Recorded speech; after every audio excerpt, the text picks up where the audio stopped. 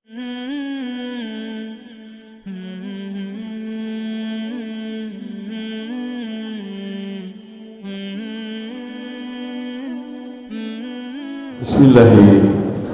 wa ala barakatuh ayyuhal ikhwah. Assalamullahi alaikum wa rahmatuhu wa barakatuh. Alhamdulillah, assalatu wassalamu ala rasulillah wa ala alihi wa sahbihi wa mawala. Asyhadu an la ilaha illallah wahdahu la syarika lah wa asyhadu anna Muhammadan abduhu wa rasuluh. وبعد فيا عباد الله أوصيكم جميعا ونفسي قبل كل شيء بتقوى الله.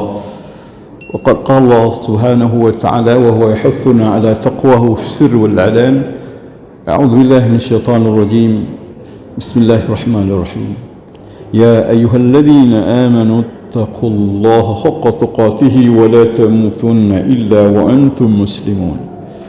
Jamaah yang dirahmati Allah, prioritas doa kita kepada Allah ialah agar Allah memberi kepada kita hidayah. Rasul mengajarkan kepada kita sebuah doa: Allahumma inni as'aluka al-huda wat-tuqa wal-afafa wal-ghina. Ya Allah, sesungguhnya diriku memohon kepadamu petunjuk, ketakwaan, kesucian diri dan kekayaan atau kemapanan hidup. Prioritas bagi kita adalah hidayah. Karena tanpa hidayah semua tidak ada makna. Hidayah kalau boleh ditamsilkan ibarat angka, yang lain nol.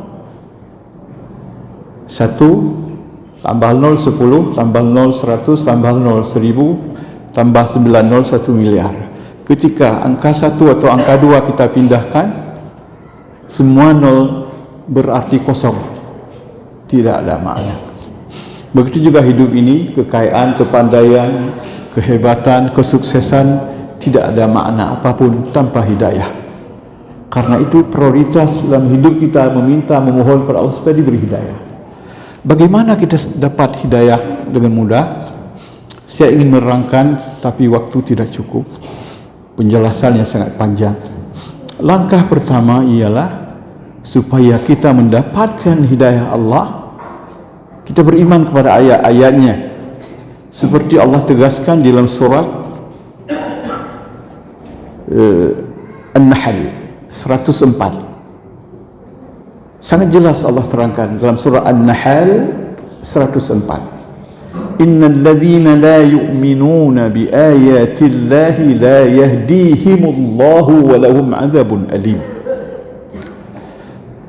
Sesungguhnya orang-orang yang tidak beriman kepada ayat-ayat Allah,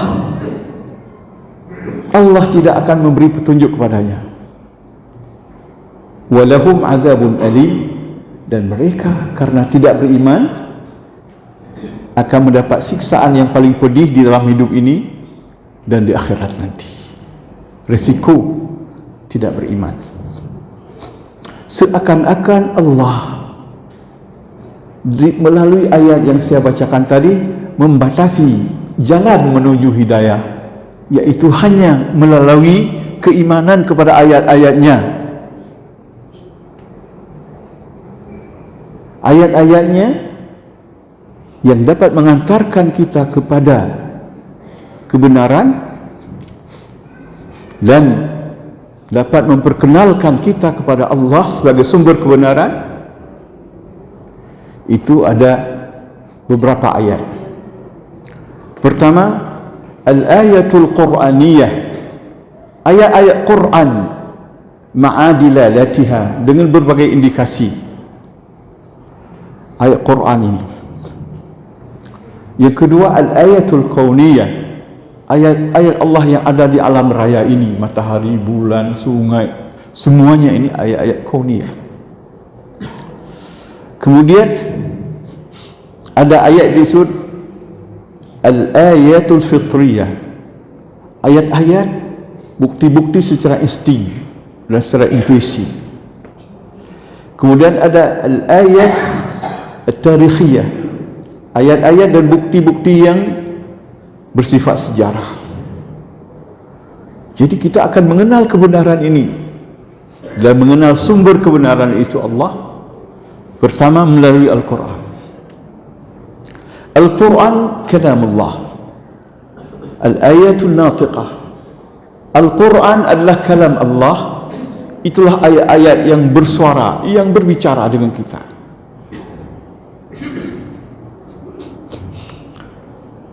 Al-Quran diturunkan melalui Rasulullah yang maksum, yang tidak punya kepentingan apapun selain menegakkan kebenaran. Kemudian melalui akal, memikir, memandang alam raya ini. Akal adalah pemberian Allah, satu anugerah Allah yang disebut dengan mizan, timbangan syahid. Akal itu adalah mizanun syahid, timbangan yang naik saksi.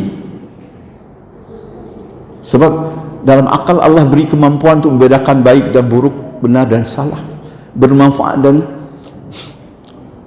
merusak, semua diketahui oleh akal. Kemudian juga diberi Allah fitrah kita. Fitrah ini sebuah perasaan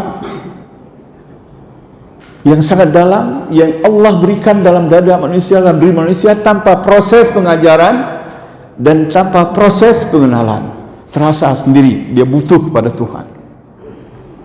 Jadi mengenal Allah sebagai sumber kebenaran, pertama kalam ya sirri, Quran kalam Allah, Rasul yang berima wahyu utusan Allah, alam raya ciptaan Allah, akal adalah anugerah Allah, fitrah adalah titipan Allah. Kelima-lima ini mengantarkan kita kepada kebenaran, dan ia tidak pernah berlawanan, semua sejalan, karena lima-lima ini berasal dari satu Allah. Quran kalamnya, Nabi utusannya, akal titipannya, alam raya bikinannya, dan insting fitrah adalah sesuatu yang dititip oleh Allah di dalam diri kita. Dengan ini kita akan mengenal kebenaran dan pasti itu benar. Kalau ada agama tidak dapat menunjukkan kelima unsur ini, itu tidak benar agama itu. Antara ayat dengan bukti yang adalah alam raya bertentangan, itu bukan. Sebab tidak boleh bertentangan antara ayat Allah kalamnya dengan ciptaannya. Kalau bertentangan, itu bukan ayatnya. Itu juga bertentangan dengan akal yang sehat, bukan. Jadi Allah SWT telah mengajarkan kita satu kebenaran agar kita mengenal dirinya yang benar dan sumber kebenaran. Wa dzalikumullahu rabbukumul haq. Dalam surat Yunus ayat 32 Allah menyebutkan, fa dzalikumullahu rabbukumul haq. Itulah dia Allah Rabbmu, al-haq yang benar dan sumber kebenaran. Fama ba'dal haqqi illa dhalal. Tidak ada apa-apa lagi setelah kebenaran kecuali kesesatan. Setelah kebenaran tidak ada apa-apa kecuali kesesatan. Fa anna tusrafun. Tapi kenapa kalian bisa ditipu, bisa digoyahkan, bisa dipalingkan? Tidak ada apa-apa setelah kebenaran kecuali Allah. Itu firman Allah dalam surat Yunus ayat 32. Jadi kaum muslimin berbahagia, insyaallah. Kalau kita perhatikan ini dengan baik, kita akan sampai kepada kebenaran. Kebenaran yang pertama adalah mengenal Allah itu sendiri. Langkah awal dalam kehidupan seorang mukmin, seorang muslim, dalam kehidupan beragama seorang muslim adalah ma'rifatullah, mengenal Allah. Mengenal Allah. Langkah kedua ialah taat kepada Allah setelah mengenal. Langkah ketiga adalah taqarrub kepada Allah, mendekatkan diri kepada Allah. Inilah program hidup yang saya terangkan pada ibu-ibu tadi siang. Kurikulum hidup kita kaum muslimin 3. Pertama mengenal Allah dulu, kemudian taat dan patuh kepadanya, istiqamah dalam kebenaran setelah kita kenal, kemudian terakhir kita mendekatkan diri kepada Allah. Tidak ada lain. Bila kita tidak buat program ini dalam hidup, rugi. Maaf, hari ini kaum muslimin hidup dengan bermacam-macam bentuk dan fenomena. Saya melihat masalahnya kaum muslimin, maaf, belum selesai tahap makrifah, tahap mengenal Allah belum selesai. Maka tahap yang lain tidak bisa. Semua terganggu di tahap ini. Tahap mengenal Allah ini belum lewat. Ma'rifatullah. Kalau bahasa zaman dulu, awaluddin ma'rifatullah. Awal-awal seorang beragama adalah dengan mengenal Allah. Kalau kita tidak mengenal Allah, kita hanya mengenal perintah, kita hanya mengenal larangan, maka perintah dan larangan kita anggap biasa. Perintah kita tinggalkan, larangan kita tinggalkan. Ketika kita diperintah, kita cari jalan supaya jangan sampai mengerjakan yang diperintah. Ketika kita dilarang, kita cari jalan bagaimana supaya jangan tinggalkan kebiasaan yang buruk atau hal yang diharamkan. Karena kita tidak mengenalnya. Mengenal perintah dan larangan, tidak mengenal siapa yang memerintah, siapa yang melarang. Orang yang mengenal siapa yang memerintah dan melarang, dia akan sangat senang dan berbahagia. Sikapnya bagaimana? Ketika Allah menyuruh dia berbuat yang baik, dia jawab, sami'na wa ata'na. Kami dengar ya Allah dan kami patuh. Ketika dia mendengar Allah melarang, sami'na wa intahayna. Kami dengar dan kami siap berhenti, tidak lakukan. Bukan sami'na wa asayna. Kami dengar tapi kami tetap melakukannya. Kami dengar larangan tapi tetap melakukannya. Ini karena dia tidak mengenal. Orang yang mengenal Allah, dia dengan penuh bahagia, rasa bahagia, dia taat dan patuh mengerjakan segala apa yang Allah perintahkan kepadanya. Karena dia rindu, cinta, suka kepada keredaannya dan syurganya. Dia merasa bahagia melaksanakan perintah. Dan dia sangat merasa keberatan, malu, takut, segan, sungkan kalau dia tidak beribadah kepada Allah. Apalagi dia melanggar. Dia merasa takut dan malu walaupun pelanggaran hanya sebuah pelanggaran kecil, kemaksiatan kecil, tapi dia sangat keberatan karena dia tahu keagungan Allah yang memerintah dan melarang dia, meskipun kecil keberatan. Aizai wa hibbai rahimakumullah. Apakah dengan baca Quran semua jelas asal ada orang yang menjelaskan? Melalui ayat-ayat Al-Quran, Allah pertama memperkenalkan dirinya, namanya pertama. Siapa namanya? Allah sendiri yang memperkenalkan. Walladzi arrafa nafsahu bina. Allah sendiri yang memperkenalkan namanya kepada kita. Dia sendiri. Sebentar saya baca. Allah sendiri yang memperkenalkan al-husna, nama-namanya yang indah. Allah sendiri yang memperkenalkan sifat-sifatnya.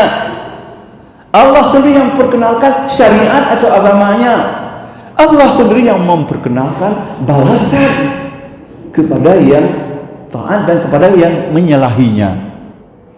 Semuanya clear, explains,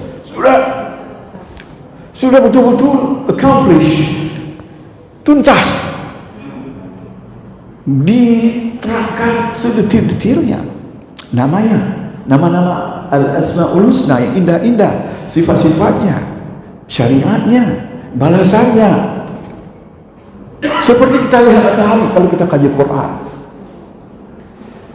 Coba kita lihat sekarang beberapa ayat. Mungkin malam ini hanya bisa ayat-ayat Quran tanpa banyak dilalah.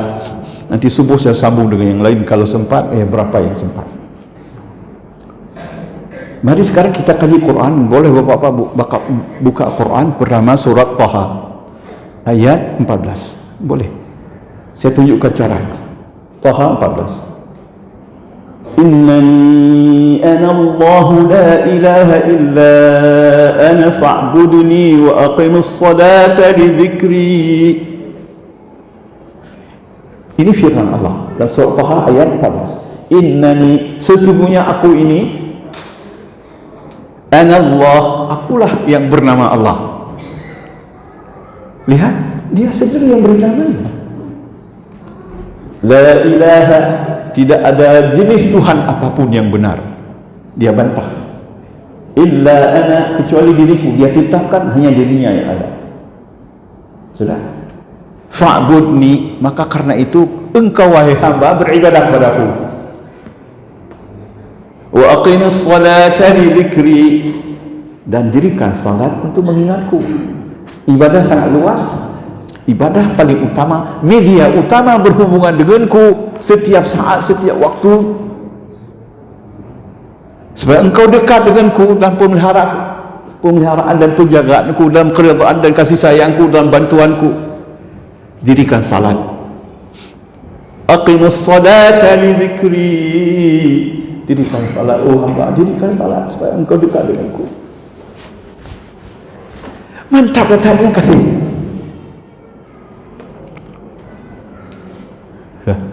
Coba kita lihat ayat lain.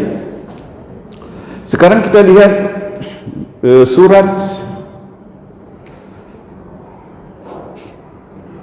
Syura. Coba buka surat Syura 11, 12, 13. Mari kita perhatikan. Sebaiknya lihat Quran. Dalam surat Syura, Allah juga memperkenalkan siapa dirinya. Fatirus samawati wal ard, ja'ala lakum min anfusikum azwajan wa minal an'ami azwajan yadhra'ukum fihi laysa kamithlihi syai'un wa huwas sami'ul basir. Akulah pencipta langit dan bumi. Siapa berani mengaku menciptakan langit dan bumi? Sona agam, aci aku yang pegang langit, pegang bumi doh. Cerita yang Amerika je pegang. Tanyakan super power. Tidak ada super power yang mengakui menciptakan langit dan bumi selain Allah.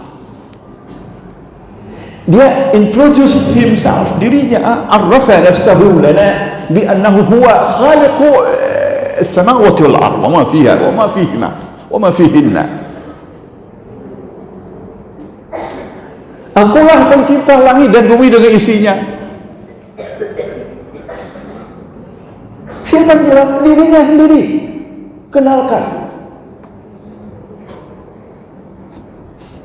Ja'ala lakum min anfusikum azwaja, dialah yang telah memberi kepadamu pasangan hidupmu dari dirimu sendiri. Wa minal an'ami azwaja, dan binatang ternak dan binatang-binatang lain juga berpasang-pasang. Tidak ada yang tidak berpasang. Sampai belalang, sampai kuman, sampai binatang yang melata, dan tumbuh-tumbuhan semua berpasang-pasang. Yadhra'ukum fi, dialah yang telah mencipta, membuat kamu berkembang biak melalui sistem jantan dan betina, laki-laki dan perempuan. Plus dan minus. Kalau dalam listrik ini tidak dikawinkan plus dengan minus, dia tidak jadi. Dan mic ini tidak bersuara. Semua berjodoh-jodoh. Yadhra'ukum fihi laisa kamitslihi syai', tidak ada yang serupa apapun dengannya. Siapa yang bilang? Dia sendiri. Wa huwas sami'ul basir, dan dia itu maha mendengar dan maha melihat. Siapa yang bilang? Dirinya sendiri. Sifatnya, namanya dan sifatnya.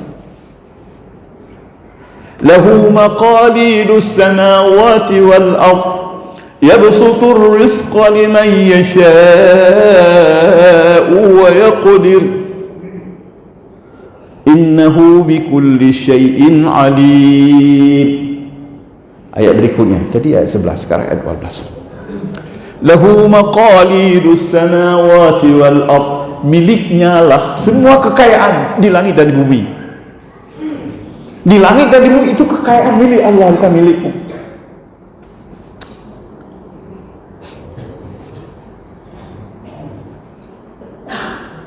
Yabsutur rizqa liman yasha'u wa yaqdir. Dia memberi rezeki yang lapang atau menyempitkan kepada siapa yang dikehendaki. Jadi pengaturan rezeki dia pemilik. Kamu bisa bekerja, berdoa, berusaha, tapi penentuannya, jatahnya sesuai dengan hikmah yang ada padanya. Dia berikan. Siapa yang dia sendiri? Innahu bikulli syai'in alim. Dia tahu segala-galanya, maha tahu segala-galanya. Apa yang kamu tidak tahu, dia tahu. Ayat berikutnya, ayat 13. Syara'a lakum minad dini ma wassa bihi Nuha walladhi awhayna ilaik wa ma wassayna bihi Ibrahim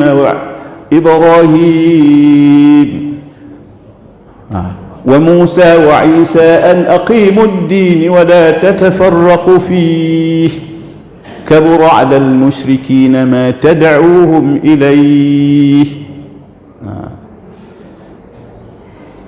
Coba lihat ayat ini.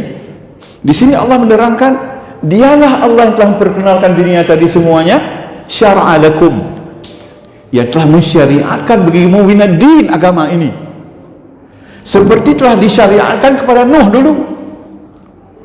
Apa yang Allah wahyukan kepadamu sama dengan apa yang Allah wahyukan kepada Ibrahim dan Musa. Ma wassayna bihi Ibrahim wa Musa wa Isa, dan kepada Isa.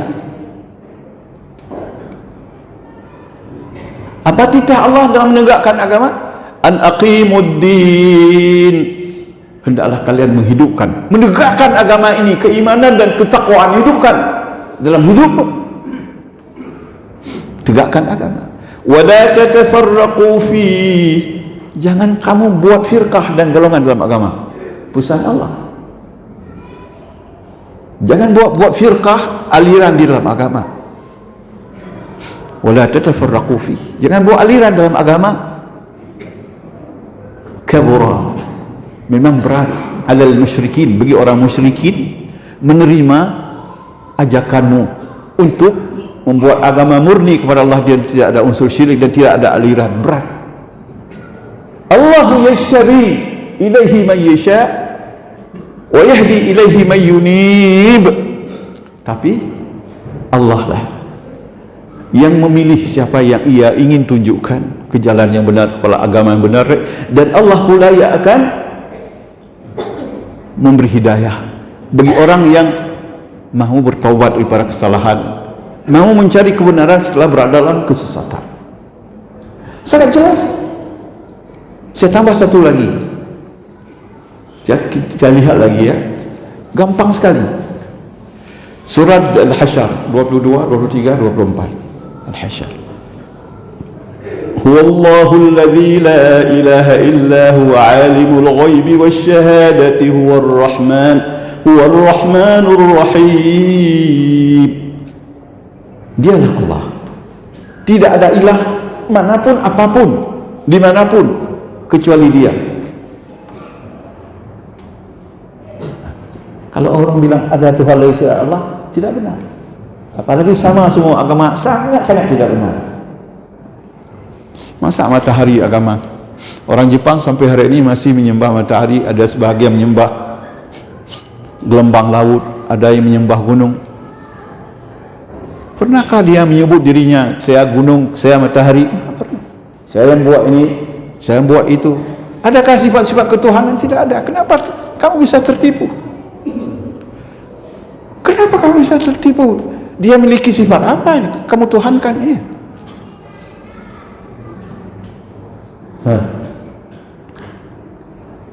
Alimul ghaibi wasyahadah, dialah sendiri yang tahu yang gaib dan yang nyata. Kita jangankan yang gaib, yang nyata tidak tahu. Yang nyata juga kita tidak tahu. Kenapa gula manis? Karena di dalam gula ada zat manis, Pak. Kenapa dalam gula ada zat manis? Nggak bisa jawab lagi. Kenapa cabai pedas? Karena di dalam cabai ada zat pedas. Kenapa ada zat pedas dalam cabai? Nggak bisa jawab lagi walaupun profesor. Nggak bisa.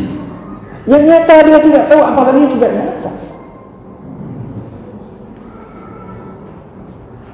Allah beritahu sedikit supaya jangan salah kita pakai asam dengan cabai, garam dengan gula, supaya jangan salah aja. Allah ajarkan sedikit supaya jangan salah pakai, supaya kita tahu ini manfaatnya, ini akibatnya, ini supaya tahu. Allah ajarkan sebab akibat sebentar, baginya tidak berlaku sebab akibat. Allah ajarkan alimul ghaibi wasyahadati huwar rahmanur rahim, dialah bernama Rahman dan Rahim.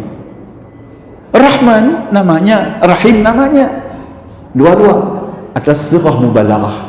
Rahman berarti sifatnya rahmah, Rahim sifatnya rahmah juga, kasih dan sayang. Jadi dalam Rahman ada rahmatur Rahman, dalam Rahim rahmatur Rahim. Rahmatur Rahman, rahmat Allah yang Rahman, sayang kepada siapa? Dia kasih semua, orang taat, orang tidak taat, orang beriman, orang kafir, orang komunis, semua diberi sebab sudah dicipta. Allah izinkan dia menggunakan sinar matahari, Allah udara, Allah air, Allah makanan, Allah izinkan dia dapat harta, Allah dapat ilmu dari Allah, dapat keturunan, istri, anak, cucu, semua dikasih. Ini rahmat dari Rahman. Tapi rahmatur Rahim, tunggu dulu, batasnya di dunia, ke akhirat. Rahmat Rahim bersambung terus menerus ke akhirat bagi orang beriman, bagi orang yang taat, bagi orang yang memilih kebenaran. Siapa yang bilang dirinya? Dalam ayat berikutnya, Wallahu alladzi la ilaha illa huwa huwal malikul quddusus salamul mu'minul muhaiminul azizul jabbarul mutakabbir. Dialah Allah, tidak ada ilah selain dianya. Huwal malik, dialah bernama Malik, pemilik segala apa yang ada. Dalam kenyataan fi syahadah, fi alam syahadah, wa fi alam al-ghaib, di alam ghaib, wa fi alam dunya, di alam dunya, wa fi alam al-akhirah, dan di alam akhirat. Dia pemiliknya. La malika kata Rasulullah illa Allah. Tidak ada pemilik kecuali Allah. Dialah Malik. Siapa bilang dirinya? Sifatnya al-infiradu li mulkiyati al-mulki wal malakut. Namanya Malik, namanya al-asmaul husna, al-Malik, sifatnya memiliki kerajaan dan kekuasaan yang mutlak, lahir batin, dunia dan akhirat. Itu sifatnya. Jadi kita tahu sifat Allah di situ. Dia sendiri yang bilang. Enggak perlu dikarang oleh orang situ nampak. Cuman ulama tinggal menyusun aja, membuat dan menjelaskan kepada orang yang bukan ulama supaya orang lain paham. Al-Malikul Quddus, dialah bernama Quddus. Quddus itu apa artinya? Maha suci. Suci apa? Bersih dari sangkaan dan dugaan. Kalau ada orang bayangkan Allah begini, bukan. Begitu, bukan. Begini, bukan. Begini, bukan. Bukan. Quddus. Suci, bersih daripada sangkaan dan dugaan dan perkiraan. Sifatnya apa? Qadasah. Ada sifat, ada qadasah, Quddus. Al-Malikul Quddusus Salam, dia bernama Salam, dia sumber ketenangan, dia sumber kebahagiaan, sumber keselamatan. Assalam. Al-Mu'min, dia bernama Mu'min. Arti Mu'min memberikan keamanan, yang menjamin keamanan dirimu, anakmu, hartamu, rumahmu, semua dia yang jamin keamanan. Dia Mu'min. Al-Muhaimin, yang menguasai sepenuhnya dan yang melindungi. Dia yang menguasai sepenuhnya. Kita lawan, tunduk juga. Kita lawan, sakit nanti kita juga. Kita lawan, mau membela, nanti juga. Sebab dia yang menguasai. Al-Muhaimin. Al-Azizul Jabbar, yang maha perkasa, yang jabbar, yang sangat keras, tidak ada yang dapat menandinginya.